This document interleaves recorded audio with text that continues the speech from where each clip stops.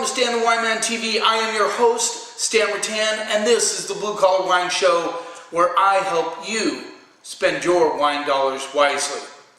That's really what I'm all about. I love it when somebody comes in the store, asks me for a wine, they give me a high price point, I'm able to come down to a wine that maybe isn't quite as much, but better than the wine that's in the higher price point. Or I lead them away from a wine that I know they won't like because I know their palate. So it's a fun job. I love it. I wouldn't give it up for anything. I love wine.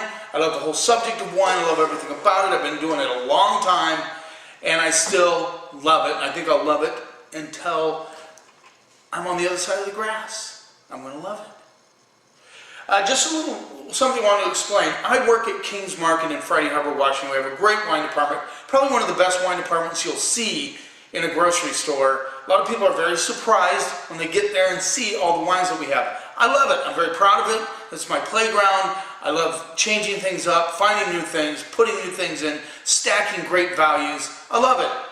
But when I do these YouTube episodes, not all these wines I review here have to do with King's Market. This is separate. This is something I do because I've wanted to do it for a long time. Ever since Gary Vaynerchuk retired, I interviewed him. I said, could somebody do it? He said, well, you can't be quite as crazy as me. That's true. You know, I'm not from Jersey. We understand that. But I wanted to take that torch and run with it. I felt like that was necessary. The cat has moved the camera. Just 1 second. What'd you do that for, Chloe? Crazy cat. So anyway, I'm running with the torch. I haven't been at it for a while. One of the reasons that it's difficult for me to keep going with this, I've kind of figured out VideoPad. If any of you out there that are watching these videos knows anything about VideoPad, has a little bit of time to kind of help me through it. My daughter offered. I am going to take her up on it one of these times, go over there to Anacortes and have them show me. But the other problem is I live on the other side of the island from where I work. I used to be able to go home, shoot a video at lunch, go back to work, everything was fine. I had it all set up, ready to go, and I went and did it. Well, it would take my entire lunch to come out here and go back to work. I might be able to squeeze in 15 minutes, but I'd be so stressed out, and you can't do these stressed out. It just simply cannot do it. Anyway, that's pretty much what I wanted to share with you. Okay, so I've had very good, faithful watcher of these videos. I appreciate it very much, appreciate it. Came to the store and asked me about a couple of wines I reviewed on there. They weren't at King's Market because they're not connected to King's Market. Now, that being said, I will start saying, if you would like these wines, I can get these in at King's Market. Some of them I can't. They're sent to me by PR companies that are sending samples. None of my distributors carry them. That happens from time to time. Not always, but it does happen. In fact, when I reviewed Brancott Pinot Grigio from New Zealand on my PI blog, The Blue Collar Wine Guy, I had a couple people come in and ask about it, and I ordered it into the store. I was able to find out who had it, and I ordered it in. Of course, they upcharged on me, so it was a little bit more than it should have been. But it's starting to sell. It was great. So it was a great Pinot Grigio. You know how I feel about Pinot Grigio. I'm not a huge fan of it, but when I find one like this with that diesel and those complexity, I love it, and I really love this one. Brancott, it was called Flight Song. Lower calorie. I don't know why they did that, but it doesn't matter. Okay, so these Paul Moss wines that I'm going to review today, I can get them. I'm not sure if I'm going to carry them. I might, depending on how this review goes. I don't know. I've never tasted these wines. Paul Moss. Jean-Claude Moss is now the owner. I think he's a winemaker. Anyway, he's taking this winery to the next level. It's been around a long time. All of these are estate wines. In other words, they own the vineyards. 440 acres in the Languedoc region, southwest, well, not entirely west, but southwest France. Have a very Mediterranean influence in the Languedoc. They've come a long way down there. They used to be all just kind of, inexpensive table wines that you would serve for your family. Nothing to write about, to write home about. But anyway, they've come a long way. Languedoc is really producing some great wines, and we're going to look at these wines here, and they're all very really reasonably priced. They're all under $15, which is really cool. So I'm very excited to try these wines. Let's get started. Palmas Estate, Carignan, Old Vines, or Vieilles Vines. This is from the Sud de France Single Vineyard Collection. And this is a 2015.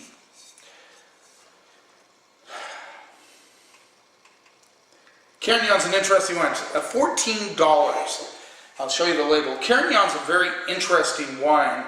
Jancis Robinson, a very famous wine writer, doesn't like Carignan. She said nobody should even plant it. Well, I beg to differ. I've tasted some great Carignan. Everybody's entitled to their opinion. But let me tell you something. Even Pinotage, which many sommeliers and other people critique, people like them. Who gives a shit what the critics say? Who cares? If you like the wine, that's fine. Don't worry about it. Don't let anybody intimidate you. If you like White Zinfandel, good for you. The only thing I ask is that you try to progress to something else eventually. But if you don't, fine. If you like White Zin, if you like Carignan, if you like Pinotage, good for you. Screw those critics or people that say that they can't make, that they shouldn't make it, or nobody should drink Pinotage, or they shouldn't waste their time on Pinotage, or they shouldn't waste their time on Carignan. Guess what? I'm very proud of the wineries who keep doing what they do best. So let's see what we get on the nose. Now, what an interesting order here. Carignan tends to be a little lighter, almost Pinot-like. So I'm going to go Carignan first, then Pinot, then the GSM blend, Grenache Syrah Mourvedre. Let's see what we get on the nose. $14, $13.99. Real smoky right off the bat. I get smoke, like somebody, you know, like when you burn wood, but you don't char it, just kind of that initial burn of the wood, that's the smoke I'm getting. God, it's nice to be doing this again. It's been a while. It's been a while since I've filmed a YouTube episode. This should go up Tuesday. This is Sunday. I'm doing this on Sunday, putting it up on Tuesday. I hope. I get like charred cherry notes, like a real red berry element, a little bit of tobacco coming through.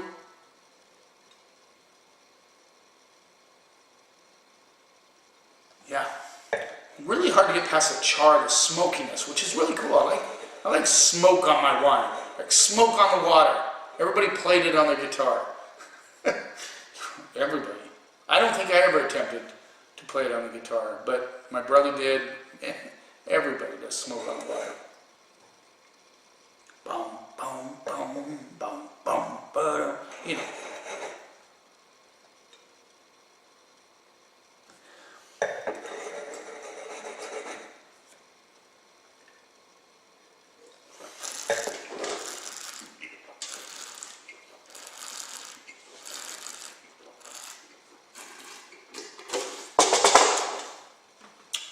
This is a real meaty wine. I feel the first initial hit on the mouth, I thought of meat. Not bloody meat, just like cooked meat.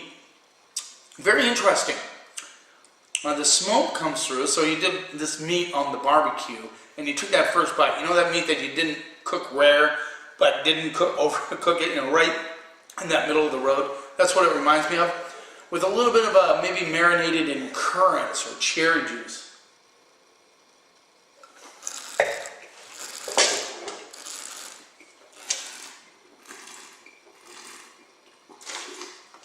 A little vanilla mocha coming through.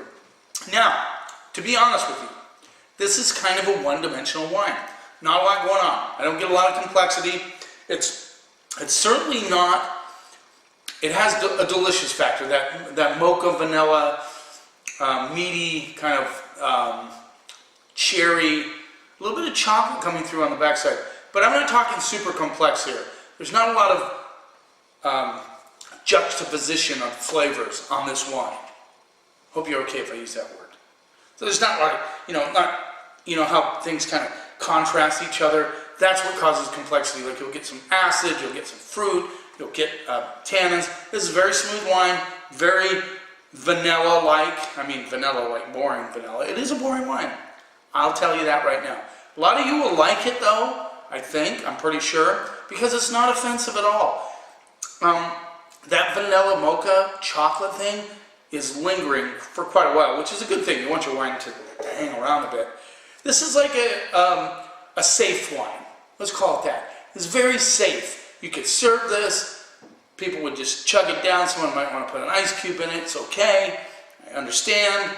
But, you know, just one of those safe wines.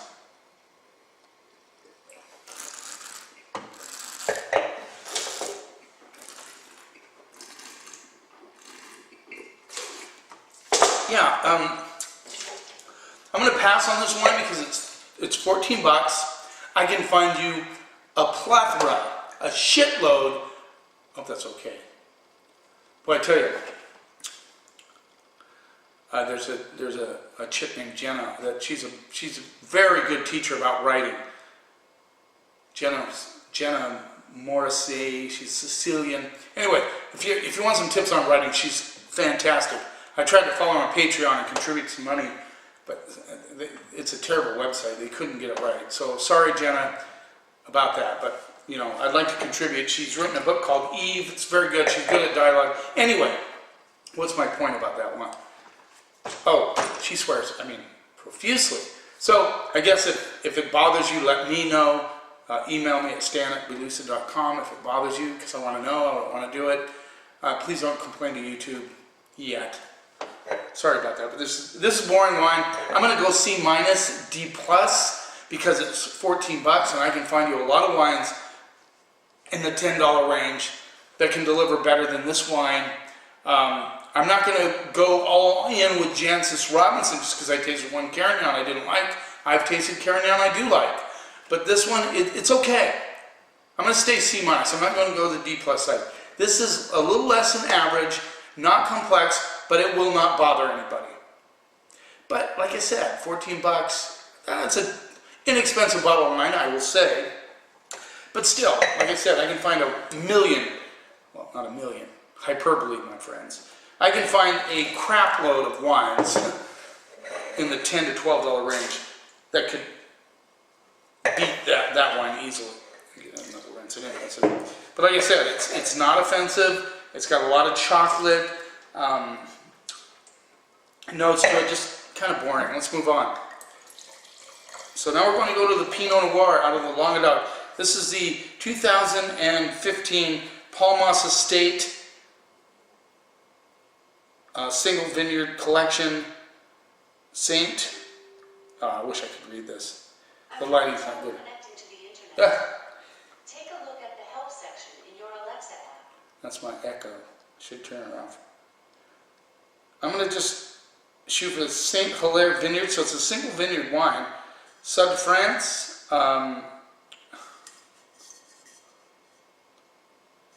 That's from the Pays D'Oc region of France. Pays D'Oc. No, I didn't see that on this one. Sorry, I don't mean to digress here. Yeah. Pays D'He'rault. Pays D'He'rault.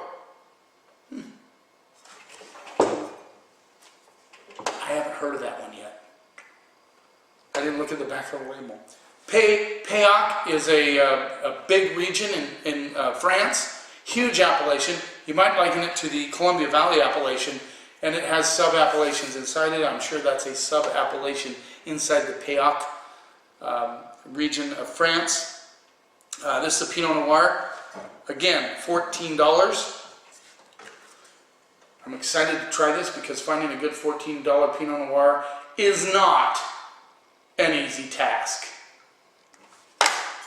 At least one that should taste like a Pinot Noir, not like Syrah. Let's see what we get on the nose.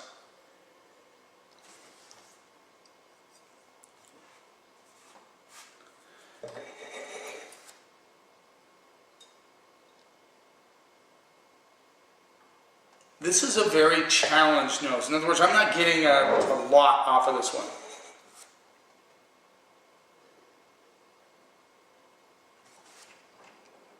very subtle cherry. I'm getting a little bit of raspberry, but it's really tough. And my schnoz is on today. I can feel it, I sense it.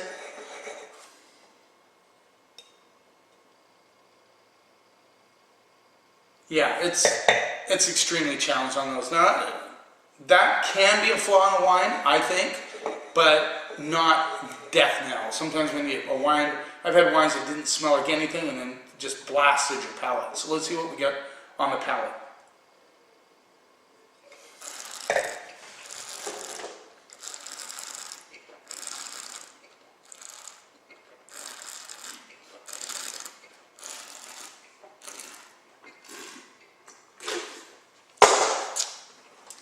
Kind of curious, this is actually, reminds me a little bit in the texture, a little meaty on the mouth, which may be a style that this winemaker has. But this is an interesting wine, a little bit of white pepper on it. I get real like cherry skins that aren't really fully expressing the cherry notes, but they're there slightly.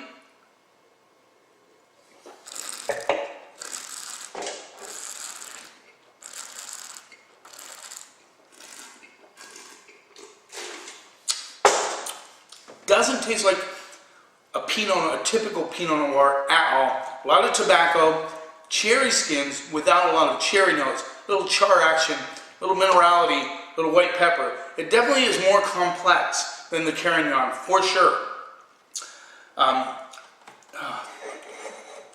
This is a tough one.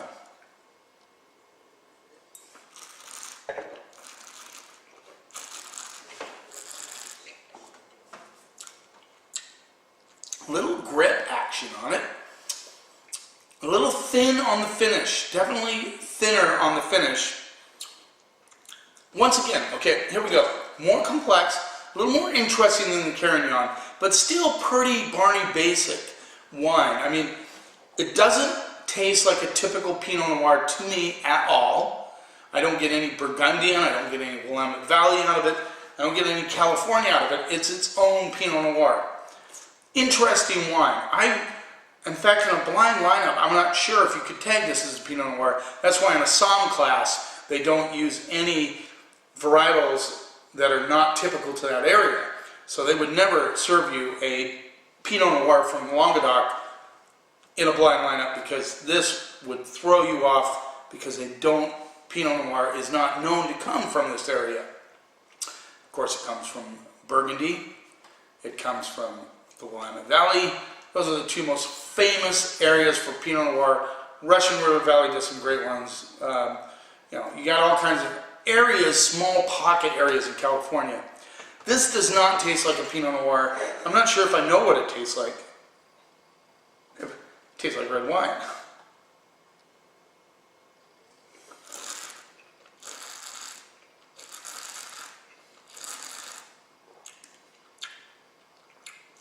Right towards the end, I get a little bit of that Pinot Noir characteristic coming through. More interesting than Carignan, but still nothing to get excited about. I'm going to go the straight up C. This is an average wine. It's $14. I think you're going to like it if you don't really want to think about your wine. I do like the white pepper hit. That's why I'm going up a half grade from the Carignan. And so far, not super exciting wines, for sure. Now, we're going to the Palmas Estate Languedoc GSM Grenache Syrah Mourvèdre. And this also is a Coteaux Du Languedoc. So that's the appellation they're using, Coteaux Du Languedoc. 3 different appellations, kind of interesting. This is a little bit more. It is $15, and it is let's see.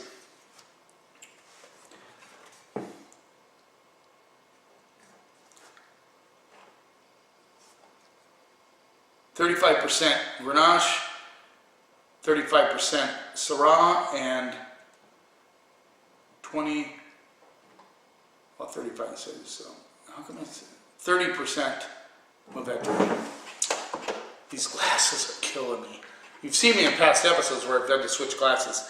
I'm starting to learn how to use these graduated trifocals, but it is not easy. And the lighting here is not the best. I probably should just get a table lamp and put it right there. I have a lamp here, kind of shine on here. Maybe you don't want to see me that well. Let me see if this will help. Nope, not going to do a thing. Nope.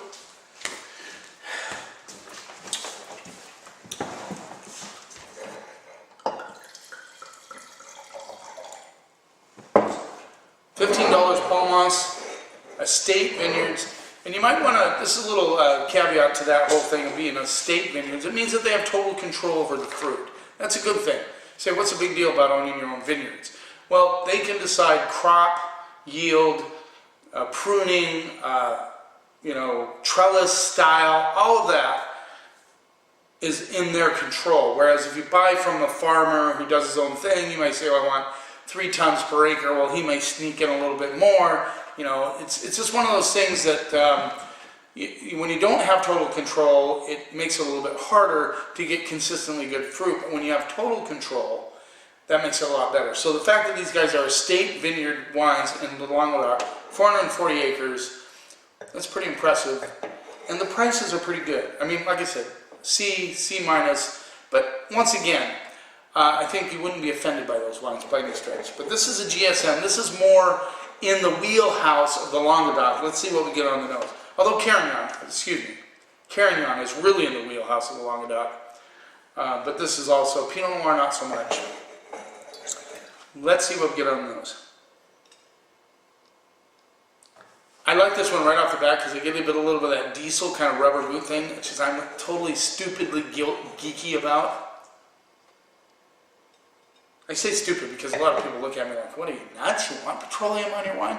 It's just something about that smell that's interesting. You don't get it in the wine necessarily. In fact, you hardly ever taste it in the wine. But when you get it on the nose, it's just kind of a cool little thing. I don't know why I like it, but I do.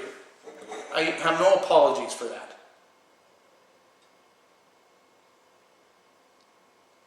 So you get a little rubber boot, a bit of raspberry coming through, a bit of strawberry, definitely tobacco, and a lot of dirt, like not fresh dirt, like old forest floor notes coming through. Probably in a little bit of currant, so it's going to get raspberry, currant, strawberry, forest floor, and that rubber boot element that I just really like. Let's see what we get on the palate.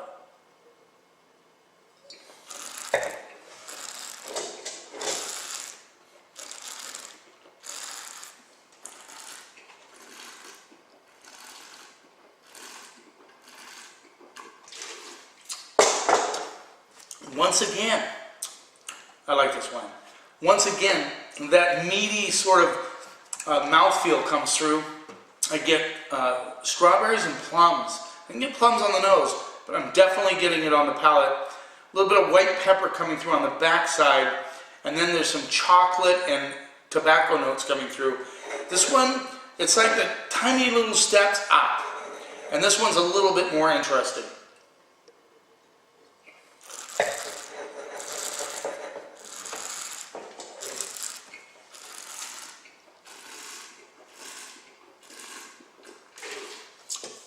This is if you want a stinky piece of cheese or a big ribeye or something like that. A stew, roast beef. It's got some tannic grip on the backside, which I really find interesting.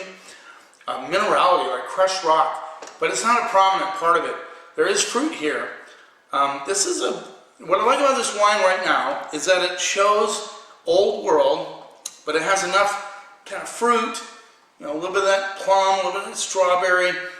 Might even be getting a little blueberry on the backside, which I feel right now. A little bit of chocolate, a little bit of crushed rock, a little bit of this and that. It's kind of a potpourri of old world stuff thrown in, with some fruit. Pretty cool. I'm not super excited about this wine, but I find it quite interesting, and it's $15. Not bad for what you get.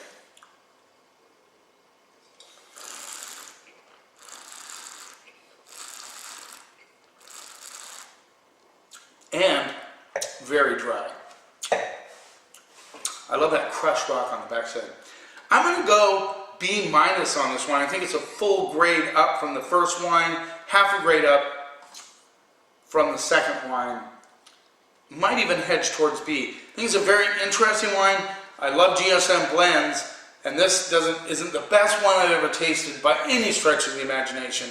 But in the $15 range, I think you would like it if you want a little old world. Learn about old world wines. We just had a very cool tasting recently at the Yacht Club. We did old world, new world side by side. It was really fun. Everybody had a good time. Really understood the differences in the two. And I think this is a good expression of the difference you'd find in a GSM blend from France, southern France, as opposed to a GSM from, let's say, Washington State. Entirely different. There you go. Not super exciting, but these wines will not offend anybody. So, that's about where we are on those. You keep watching. Oh, before I say that, before I finish up, check out my blog on the PI called The Blue Collar Wine Guy. My blog that I've done for a long time, StanTheWineman.com. Hook me up on Twitter at StanTheWineman. I'd love to hear from you. I'd love suggestions on how to improve this show. You keep watching, and I'll keep helping you spend your wine dollars wisely.